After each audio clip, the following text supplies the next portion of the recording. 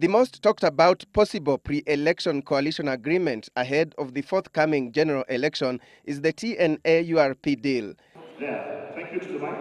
The law stipulates that such agreements should be deposited with the registrar of political parties 3 months to the general election, meaning there are only 5 weeks left before that deadline lapses. To be specific, the agreements should be deposited by 4th of December this year for the coming elections. But the window is fast closing because there are intricate issues of power that must be dealt with. URP and TNA hope to seal their deal by mid-next month. The parties are set to appoint lawyers to fine-tune their agreement before the end of this week. Leaders from both parties have agreed in principle to jointly face off their competitors in the forthcoming general election. Still under discussion is whether to hold joint nominations for all the 6 elective seats or zone the country depending on their regional support, meaning a party fields candidates only where it is popular. Zoning is a term that has been used very negatively in our electoral history.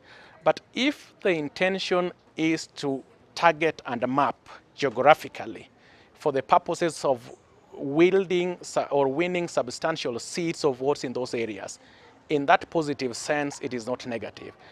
And there is a difference between mergers and coalitions. Many parties are not keen on mergers for fear of being swallowed by bigger parties. There is a serious desire and motivation to control the so much number of county assemblies or the county executives, in other words, the counties themselves. And in the situation where they can't win on their own, they will be motivated to form coalitions with an express view of winning or controlling the various counties. Parties can also form post-election agreements. Analysts say, however, even if many don't meet the December 4th deadline, there could be loose agreements where, for instance, parties can choose to urge their supporters to vote for a particular presidential candidate even without any legally binding deal. But more so after the first round presidential election.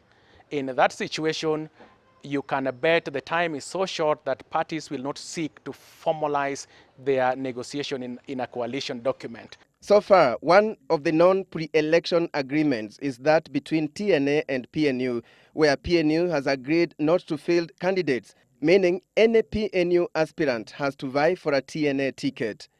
Alex Chamwada, Citizen Live at 9.